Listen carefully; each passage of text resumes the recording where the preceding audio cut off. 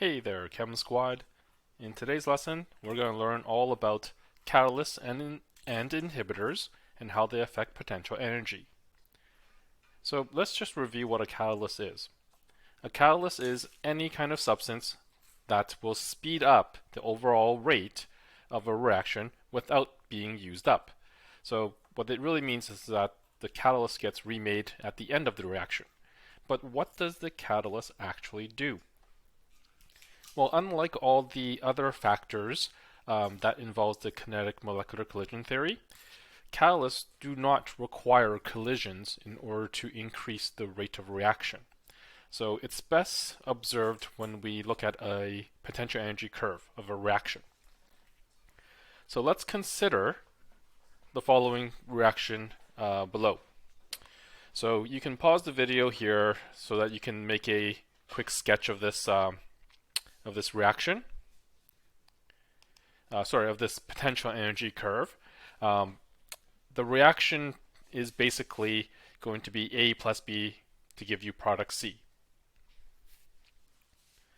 Alright, so now that you have the potential energy curve drawn out, let's just label some of the parts that that were introduced to from our previous lesson. So over here on this side, you have your reactants. Okay, so this is the potential energy of the reactants themselves. So right now, both A and B contain 100 kilojoules of potential energy. Okay. Over on the product side, C, okay, all the products together have a combined potential energy of 200 kilojoules. Okay, so that's why we always measure at the plateaus, okay, the amount of energy that they're at. Now, as you recall, this peak here represents the activation energy, or EACT for short. Now, at the very peak is what we call the activated complex,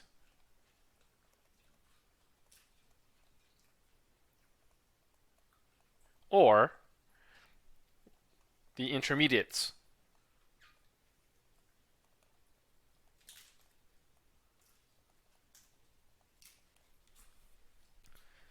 Okay, now everything in black is basically normal. Okay, normal rate. So we'll just make a little legend here. Black is normal rate. Now if I switch colors, okay, to red, this is what happens if we add a catalyst. So red is going to be the effect of a catalyst.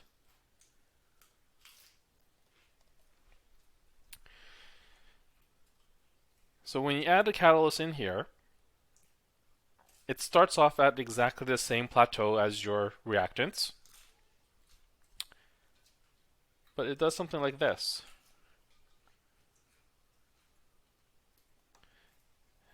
The activation energy is actually a lot less than normal.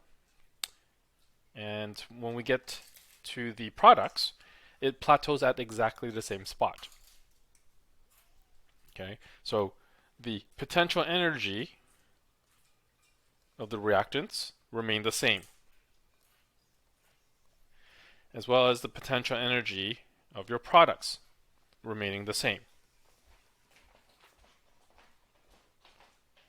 We don't expect them to change because the reactants are what they are and the products are what they are. However, when you add a catalyst into this particular reaction, A plus B to give you C, the activation energy is actually lower. So this is the new activation energy. The activation energy of applying a catalyst is lower than the activation energy of not using a catalyst. So we have to wonder why. So we look at the activated complex. Because this activated complex, or this intermediate molecule has a different amount of potential energy compared to the original. This must mean that you have a new intermediate.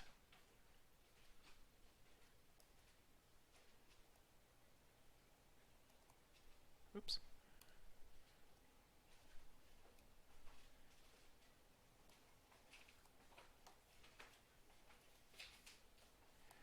This new intermediate is formed with the help of our catalyst that we've added in. So because the catalyst gets reformed at the end, this intermediate is also very short-lived. Okay, it doesn't necessarily make the new product, but it helps in making new product by requiring less energy to form it.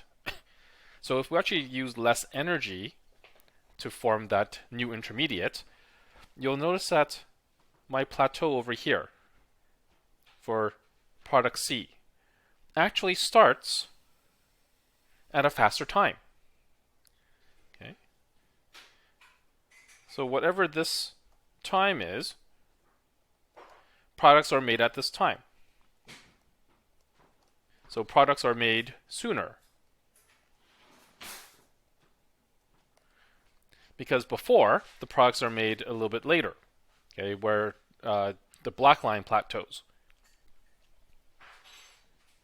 So when we look at this as a whole, we have a new perspective on the catalyst. Not only does it speed up the rate of reaction, but it does so by lowering the activation energy. Okay, so let's look at that in writing. A catalyst will lower the activation energy of a reaction by creating a new intermediate molecule that requires less energy to make. Thus, it needs less time to complete the reaction. Okay, so overall, you have a faster rate of reaction.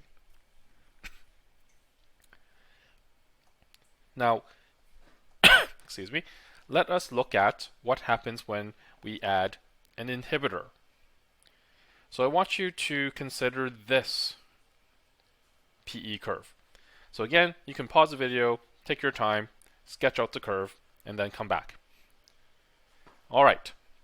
So now that you have this new PE curve, okay, you'll notice that this PE curve represents an exothermic reaction. Okay, your potential energy of your reactants and your products.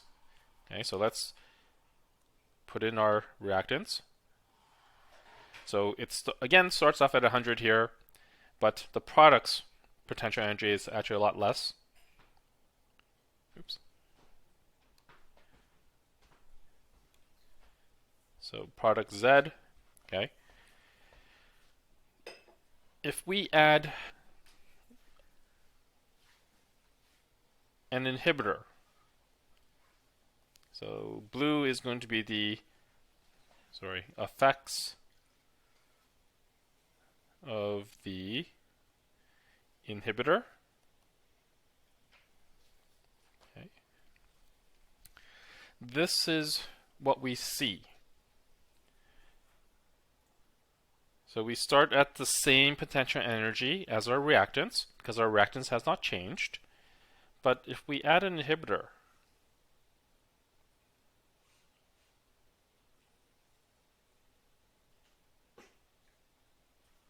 this is what we end up seeing. Okay, so a couple of things. The inhibitor should slow down the reaction, so you're not going to make products until a much later time. So here, products are made later than usual. Okay, because the normal time for products to be made is roughly about here. This is where the plateaus would normally start to flatten out or be formed.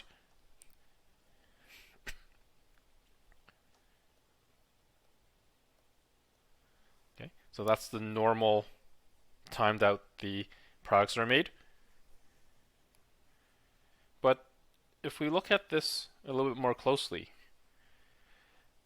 you'll notice that the activation energies are exactly the same for both, right? They both basically have an activation energy of roughly 250 kilojoules of energy, okay? So when we compare activation energies here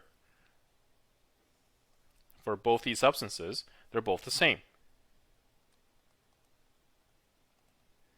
Okay, so EAC doesn't change. So if activation energy doesn't change, that means they both still make the same intermediate.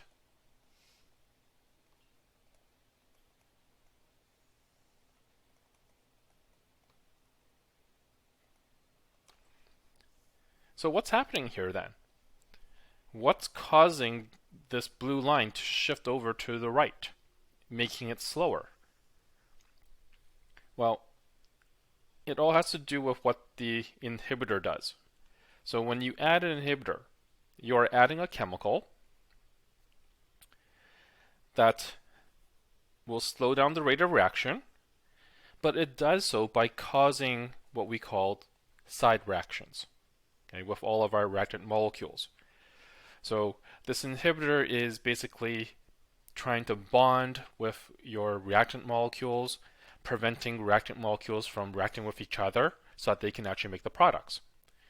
So side reactions, they don't create any new intermediates. Okay, therefore, there's no lowering of activation energy or raising of activation energy. The activation energy remains the same. All they do is they just tie up the reactants, preventing them from doing what they need to do. Okay, so that's the reason why your activation energy remains unchanged.